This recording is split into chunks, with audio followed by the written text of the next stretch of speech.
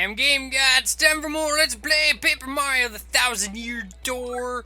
We're doing more Trouble Center stuff before we start Chapter 5. I don't know if you realized that or not. I think first and foremost, I'm going to go ahead and take care of this one because it's the easiest. I want to find the legendary cookbook for me. It's in a pretty scary place, so there's no way an old gal like me could get it alone. Please come to my house in Roadport Square for the details. Okay, Zesty, I'll do it! Alright, she already kind of said this earlier in the previous episode, that she wanted some help. But hey, you know, whatever. Yes, Mr. Klutz is here to help you. That was this great legendary chef named Maître Delish. Rumor has it you instantly become a better chef by reading his book. Unfortunately, it's an old book that's hard to find. Stores don't carry it. But I've recently heard that someone who used to live in Creepy Steeple had a copy. There are many secret rooms in Creepy Steeple, so it's moldering there somewhere. Somewhere! I just have to get my hands on that book and read it! Help me out, Stumblebum! So then, want me to cook no, I already have the book anyway, if you remember. I found it in Creepy Steeple, in that secret room you had to roll into. That's it! It's the book by Maître Delish! Give it here quick! Alright, here you go. Huh, I see! Aha! Doodly-da! Doodly-da! Choppity-chop! Choppity-chop! Fry-titty-fry! Fry! Double fry! I've got it now! 1 + 1 = 2! I'll just glaze a mushroom with honey syrup and yummy honey shroom. Brilliant! Now I can use recipes that require 2 ingredients. Mario, stop tilting your head. It's not that confusing. Come on. Now that's some book. It taught me math. Thanks, Mr. Staggers. Take this as your reward. Honey shroom. All right. Now I can use recipes that require 2 ingredients. Just ask me anytime. I'm really gonna put my soul into and cook anything with a vengeance from this day on. I solved that trouble. And this brings up many interesting things. Haven't really bothered to show this. Oh, I actually clicked the right button. The recipes thing in the journal. Anything you cook will show up in the recipe thing. I'm probably not gonna bother filling this out, because there's really no point, to be perfectly honest. But basically, anything you cook will show up in here. Now, most of the recipes actually require you have 2 ingredients in order to make things. So that brings me to a thing, I guess. If you decide to cook items that do not work well together, you're gonna get something called a mistake. Now, like the honey shroom that we got. If you combine, like, a mushroom and a honey syrup together, you get a honey shroom. If you combine the mushroom and the maple syrup, you get a maple shroom. Basically, it just combines the effects. This works, obviously, with the super shroom and the ultra shroom and the jam and jelly in various combinations thereof. As long as you're mixing a syrup with a mushroom, it's all good.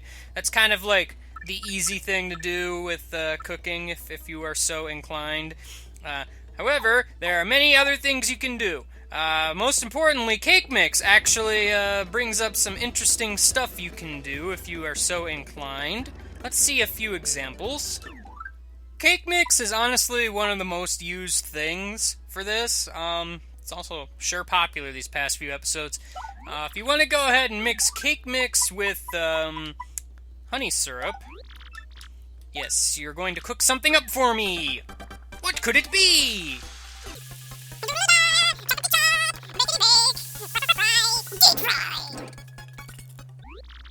Sorry to keep you waiting.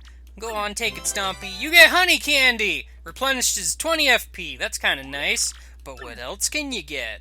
I'm sure you can get some good stuff out of this, right? You can get a lot of different things, but it's honestly not worth the time to go ahead and just get a bunch of other stuff. What was it? Oh yeah, if you want to mix the cake mix with the maple syrup or gradual syrup, either one works, actually. There are many different combinations you can actually use to produce the same results. A lot of it is just similar items instead of just, the more basic ones. So, in some cases, it doesn't even really matter what you use too much, but I like using the more commonly found stuff, Just how I roll, as it were. Yes. And this one's actually pretty good. It's perfect. Yum! Go on, take it, Stompy. I got a Zest cookie. It replenishes 15 HP and FP. It's pretty nice. Some other things you can do that I'm not actually going to do because there's not much of a point at this point in the game. You combine the cake mix with the jam and jelly, and you get a jelly candy, which actually restores 64 FP. The most in the game. It's kind of absurd, actually. Combine the cake mix with an ultra shroom, you get a shroom crepe, which gives you 30 HP and 20 FP. Kind of a nice little mix there. So yeah, cake mix is kind of neat. Another interesting item is the point swap. Point swap is a pretty interesting item. Also, I got enough shop points to get a mushroom. Or was my inventory full? Is that what did he say? No, I got the mushroom. Never mind. Yes, point swap. However, if you cook it with a mystery, which you can find in that puny tree shop that was hidden. So if you cook a point swab with the mystery, something rather interesting happens. Whoa, what could it be?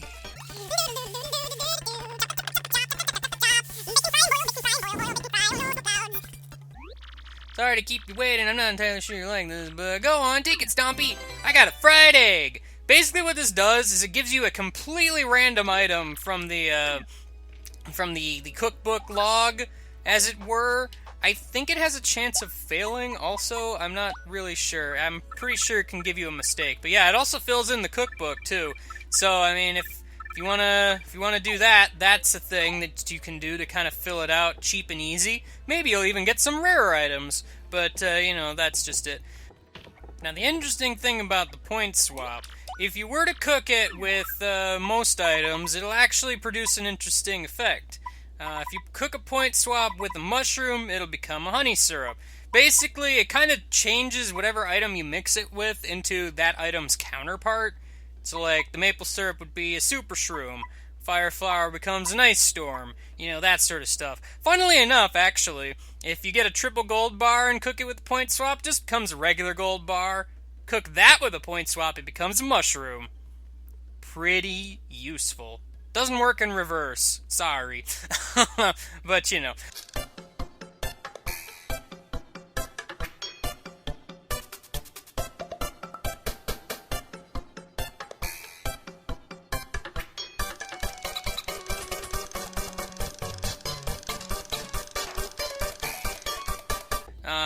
one last thing before I go. How about something a little more complicated? First off, come back here to the puny tree to the secret shop and buy an ice storm. You'll have an easier place to get these later, but for now, this is where I can go.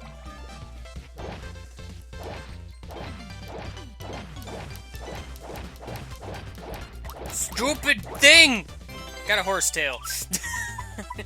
Outside of Petalburg, past the bridge and near this stupid tall pipe, if you smack that thing enough, it'll drop a horsetail. That's what you need next! Oh, that's a thing that I'm going to ignore.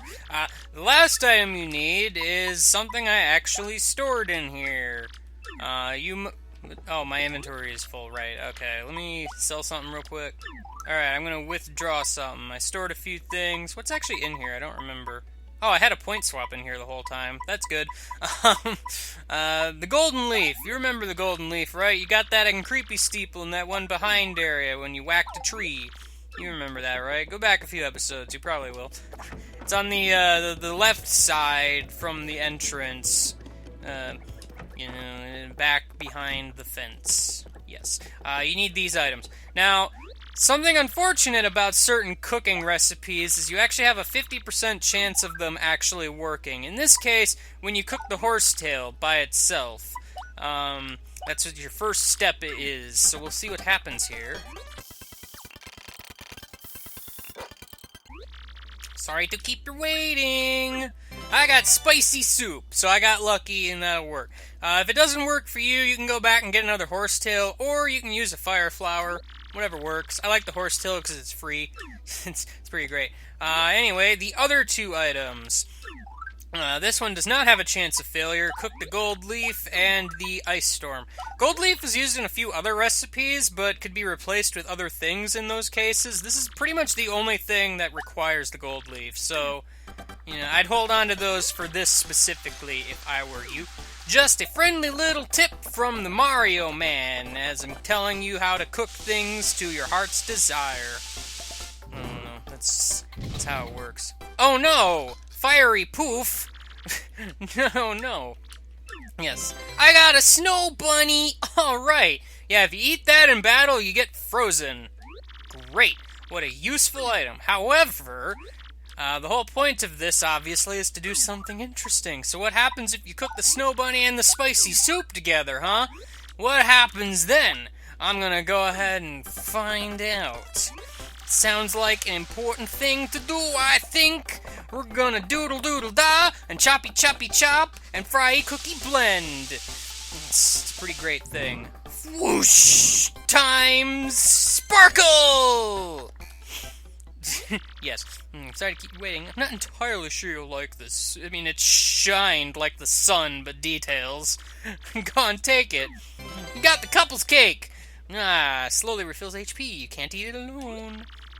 Now, I've never actually used this to my remembrance, but it's kind of an interesting item. I think it actually heals both you and your partner, as if you gave, like, both of them, like, a slow shroom. So it's kind of nice, I think. I assume that's how it works. If not, then it's really kind of a waste of time. Kinda, because there's actually one step further you can go with this, but we'll get to that when we get to that. For now, that's basically my cooking lesson for the day. I'll probably get into more of those as they become relevant. There's not a whole lot left, actually, that I really care about. Because I get a lot of the cooking recipes don't even really lead to anything that terribly interesting. It's just more combinations of healing HP and FP. But, I only really care about the ones that are easy to make. Some of them are kind of complicated and not worth it. But, elusive badge! I'm after an elusive badge. Must explain in person. Meet me on the roof of Zest's house in Rogueport Square. This poster is anonymous. This may be dangerous. Want to take on this trouble? I'll do it! Leagy, what are you doing in here? That Buzzy Beetle ain't safe. You could poke your eye out with that guy. Come on, dude. For serious. It's on top of the shop here. Oh. You. Yes. Hi, Mr. Mustache Cutie. I'm the one with the trouble now. I'm a pretty lucky girl to have a strapping fellow like you take on my trouble. Let me get right to it, okay? I've done all I can to find this one elusive badge, but I've failed at every turn. And the badge is hidden in Hooktail's lair. Of that much I'm sure. I went to check that room after I heard you defeated Hooktail, but nothing. I never saw you. Stop lying, you stupid mouse! I did hear rumors that it has to be this badge. One has to use the wind. I read that flawlessly. I have no idea what that means, though. Anyway, look for it, okay, sweetie? I'll do it. Backtracking home! That worked flawlessly! You can make this jump if you do it right. Yeah. Stupid Robofish. Back in Hooktail's room, it's just this big old thing. I have stopped running for some reason. What is this magic? There appears to be some thingy here that I can't quite get rid of. How do I get rid of thingies? Why, this stupid thing, of course. The thingy expert herself. What's in here? Attack effects B. Oh, that's great. Yes, now we get to go all the way back to Rogueport. Hooray, more cutting! I can kind of understand a lot of people's gripes at the backtracking in this game. It's kind of unfortunate, because pretty much Chapter 4 and onward are kind of sort of a low point in the game where there's just a lot of backtracking, and I feel like it turns a lot of people off. I mean, fair enough. I feel like the game is still pretty good, though, you know? This is me. There's a lot of backtracking here. Thankfully, the magic of video editing makes it less painful for you guys. Hey there, I found your thing. That face, does it mean you found the badge? Yes, it did. I don't want it, but details. It certainly is the badge that I was looking for. Oh my, yes! Now my sweet promise to hear me out without getting mad. You see, I was the one that hid that badge. It was a little game of mine. I hated it. I had to fight some weak enemies that died in one turn. It was terrible! I have to apologize, but I knew you would find it, my handsome cheese hunk. You may have even more badge-finding skill than I do. I just thought of something. Perhaps I should just travel with you from now on. What? Because I'm sure we'll find lots of badges that way, don't you think? Now about that reward, let's see. Take this badge that you managed to find, but I expect you to lead me to more. Yay! You can't have my badges also! Now let me formally state that I will now enjoy... You will now enjoy the pleasure of my company. I can speak. Don't kiss me. Stop. Nobody knows where to kiss Mario, dang it! Miss Mowz joined your party! Whoa, man! It's a crazy thing! Optional partners, alright! Press X and Miss Mowz will sniff out any items or objects hidden nearby. Pretty useful for treasure hunting. There doesn't seem to be anything around this area, dearie. That's what she will say if there is nothing around. But if you get near stuff or are on... I think she does it on the same screen as stuff. Like, she'll actually be sniffing around. Anytime you actually press the X button, she'll face the direction the item is. I mean, either left or right. It's not super telling of where it might be, because it could be, like, super behind you, but details. In battle, she'll attack enemies with Love Slap. And you can help out by using the Kiss Thief move to steal enemies' items. Which is pretty nice if something has a stupid useful item. I solved the trouble. Miss Mowz as a party member is kind of interesting. Like I said, she's purely optional, so you might not even get her. Also, fun fact, the little mouse here that had the heart-shaped tail before, I have no idea who it was. It's a complete mystery. Anyway, let's see while I'm here. Nothing of any particular interest right now. Do I want Ice Smash?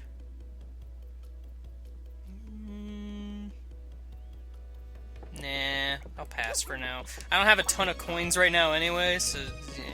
Back to Ms. Mowz. Ms. Mowz has some interesting features in battle, but I'll go over that next time I get into battle. I still have to explain Vivian's thing, too, so that's a thing. Since I have enough Shine Sprites, why don't we just go ahead and upgrade Ms. Mowz right away? Sounds like a good plan. Mario, face the right way, you stupid. Come on, dude, really? That's what you're gonna do now? That's what you're gonna do now? You're gonna shazip zip zoop zoop zop zop? You're gonna shazop zop zop? Yeah! Make me a shiny mouse. Make it a shiny mouse. Yeah! Miss Mowz, you did it! You did a flip! Yes! When she upgrades, what does she learn? I don't even remember. I know it says beforehand, I just forgot. Oh, tease! I don't remember what that does, and I pressed the wrong button. Oh, make enemies dizzy. An attack I will probably never use, like, seriously. So, that's always fun. Oh, some weird lag there. So yeah, today we did a bunch of cooking, and we did this thing where we got ourselves a mouse. Yeah, there's a treasure chest in this room. She should be sniffing, so I guess maybe it only works when it's nearby. She also only does it if, you're stationary. This dude's gonna get in the way. Well, either way, yeah, see, she faces the treasure chest. So, yeah, she'll let you know if there's no more items in her room. She's also very useful for finding those hidden star pieces underground. That's another thing entirely. So, you know, Ms. Mowz is a pretty nice partner to have if you're trying to collect all of the things. Just so we're clear, you know, it's kind of a thing. She'll detect hidden blocks and such, too, so that's nice. It's always a nice time. See, yeah, because if you didn't have the hidden block that was here, she'd sniff it out for you. Yeah, that's a thing. That's a thing. Alright, well, I'd say it's high time we activate this here 1,000-year map door thing. Vivian never got a chance to speak, so let's go ahead and switch back to her. That sounds like a plan. Yeah, Mr. Watch, you don't get to speak. Shut your face hole. Because you have one of those. I mean, you're a watch, obviously. That's how it works. Alright, a crystal star. I'm gonna just go ahead and make this magical floaty map float above my head. That sounds like a thing to do. Man, these recordings are getting kind of long. Because the last one I did was pretty much the entirety of the previous 3 episodes, because I didn't really have any good stopping points that I actually stopped at.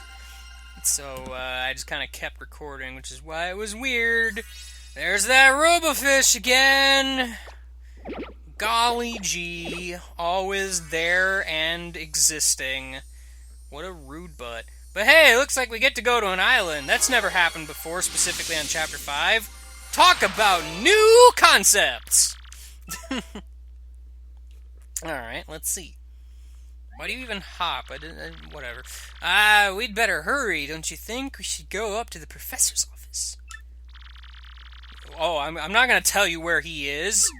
He's very crucial to my plan of saving the day. You fiend. I'm on to you. I know all about your secret plans. What? That's what I thought too. You have a shadow siren with you? What? Mario, what are you thinking? That was written in Princess Peach's email. The legendary treasure is actually a spirit of an ancient demon. Too many plot twists! All these fiends want to use the power of the crystal stars to resurrect it? How bone-chilling. Sadly, it does seem to be consistent with what I've uncovered. What have you found out, Professor? I want to know so I can so I can help Mario save the world. Well, this is rather long. You'd best listen well. And all of you! Yes, you, there, watching this on YouTube. You better listen up, too. Maybe I'm missing something. Are you talking to no one? Yes, he's talking to no one.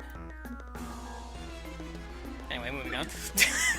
Never you mind. Don't worry about such trivial details. Just listen up. A great cataclysm that I read about in the book may well refer to this demon. It says that a monster destroyed a large town that once stood in this very area. It also says that the 7 crystal stars were actually created by this monster, and that this thing used the power of the crystal stars to try and control the world. According to this book, the demon was defeated in the end by 4 heroes. But only the beast's physical form was destroyed. Its spirit could not be eradicated. So the heroes used the crystal stars, which they had stolen from the demon, and cast the evil beast into the depths of a vast maze, and sealed the exit. For this I gather that the crystal stars cannot be distinguishing good from evil. So if they're all united, they could either seal away or resurrect the demon. It seems that No, I said that right. It seems that who wields the crystal stars determines if they're used for good or evil. I guess we ought to consider not collecting the crystal stars then. Yeah, just let the X-Nauts do it, right? That's a good plan, right, Mario? We can do that. It'd be awful if we found them all only to have them stolen for evil purposes, which would obviously never happen, right? I'm pretty sure. Right, Mario? Does anyone think it might be better if we destroyed them once and for all? Man, Vivian, I don't even have to try. That was my first thought, too, but further research suggests we can't do that. There's a slight possibility that the 1,000-year door is weakening. It seems the crystal stars hold the power to seal the beast for 1,000 years. So once 1,000 years pass, the power to keep the door sealed shut will fail, which means this game will happen again in 1,000 years. Unfortunately, this year may be the 1000th year. Super convenient, huh? Talk about a plot device. The fact that those goons want the stars now may not be a coincidence. In other words, we must be ready for the demon's return, even if the X-Nauts fail. Oh, I guess we'd better find them then, huh? Yeah, so we can stop the demon? Yeah, where do we start? According to the map, it appears to be somewhere in Keelhaul Key. Keelhaul Key? I'm not too familiar with this place, but I've heard countless unsavory rumors. The usual stuff. Vengeful spirits full of hatred, evil curses, Yoshis occasionally, maybe not that last thing, things like that. I'm sure the sea salt's down by the harbor no more. You should head there first. Yes, I should, Vivian. Anyway, okay, now that we've had a plot dump, let's go to the port. Or I should say that, because we're probably going to do that next time. Next time we're going to go to the port and we're going to talk to some sea salts. Whatever that means. I don't usually associate with spices, but sure, whatever. I'll see you later and goodbye. Get away from me! I'm trying to end the episode. Don't just walk up to me like you're important. Stop it! Gosh. Vivian, your hand is in my nose.